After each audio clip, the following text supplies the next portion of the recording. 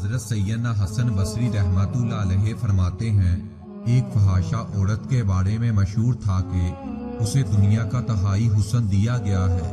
اس کی بدکاری بھی انتہا کو پہنچ چکی تھی۔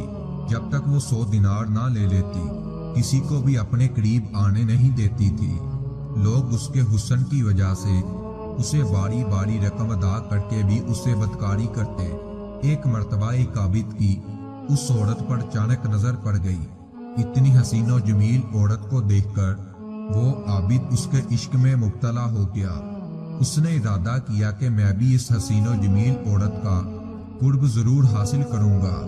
جب اسے معلوم ہوا کہ 100 دینار دیے بغیر میری یہ حسرت کبھی بھی پوری نہیں ہو سکتی، تو اس نے مطلوبہ رقم حاصل کرنے کے لیے دن رات مزدوری شروع کر دی۔ وہ اس کے عشق میں پوری طرح پاگل ہو چکا تھا۔ کافی محنت کے بعد 100 دینار جمع ہو گئے تو وہ اس بدکار عورت کے پاس پہنچا اور کہا، اے حسن و جمال کے پیکر، میں پہلی ہی نظر میں تیرا دیوانہ ہو گیا تھا۔ تیرا قرب حاصل کرنے کے لیے میں نے مزدوری کی اور اب 100 دینار لے کر تیرے پاس آیا ہوں۔ یہ سن کر اس فحاشہ عورت نے کہا، تم اندر آ جاؤ۔ جب وہ عابد کمرے میں داخل ہوا تو دیکھا کہ وہ حسین و جمیل عورت سونے کے تخت پر بیٹھی ہے۔ اس نے عابد سے کہا، میرے قریب آؤ اور اپنی خواہش پوری کر لو۔ میں حاضر ہوں، آؤ میرے قریب آؤ۔ وہ عابد بے تاب ہو کر اس کی طرف بڑھا اور اس کے قریب تخت پر جا بیٹھا۔ جب وہ دونوں بدکاری کے لیے بالکل تیار ہو گئے تو اس عابد کی سابقہ عبادت اس کے کام آ گئی۔ اللہ اکبر! اسے اللہ عز و جل کی بارگاہ میں حاضری کا دن یاد آ گیا۔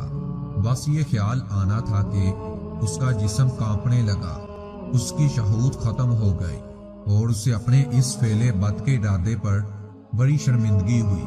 اس نے فحاشہ عورت سے کہا کہ مجھے جانے دو اور یہ 100 دینار بھی تم اپنے پاس رکھو۔ میں اس گناہ سے باز آیا۔ اس عورت نے حیران ہو کر پوچھا، آخر ہوا کیا ہے؟ تم تو کہہ رہے تھے کہ تمہارا حسن و جمال دیکھ کر میں دیوانہ ہو گیا ہوں، مجھے خود کا ہوش نہیں ہے، اور تم نے میرا قرب حاصل کرنے کے لیے بہت جتن کیے۔ اب جب کہ تم میرے قریب ہو اور میں نے بھی اپنے آپ کو تمہارے حوالے کر دیا ہے، تو اب تم مجھ سے دور بھاگ رہے ہو۔ آخر کیا چیز تمہارے آڑے آ گئی؟ ہوا کیا ہے؟ مجھے یہ بتاؤ۔ یہ سنا تو عابد نے کہا، مجھے اپنے رب العزت سے ڈر لگ رہا ہے اور اس کا خوف تیری طرف مائل نہیں ہونے دے رہا۔ مجھے اس دن کا خوف ہے جب میں اپنے پروردگار عز و جل کی بارگاہ میں حاضر ہوں گا۔ اگر میں نے یہ گناہ کر لیا تو کل بروز قیامت اللہ تعالیٰ کی ناراضگی کا سامنا کس طرح کر سکوں گا؟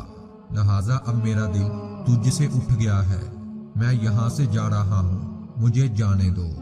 عابد کی یہ باتیں سن کر وہ فحاشہ عورت بہت حیران ہوئی اور کہنے لگی، اگر تم اپنی اس گفتگو میں سچے ہو تو میں بھی پختہ ارادہ کرتی ہوں کہ تمہارے علاوہ کوئی اور میرا شوہر ہرگز نہیں بن سکتا، میں تم سے ہی شادی کروں گی۔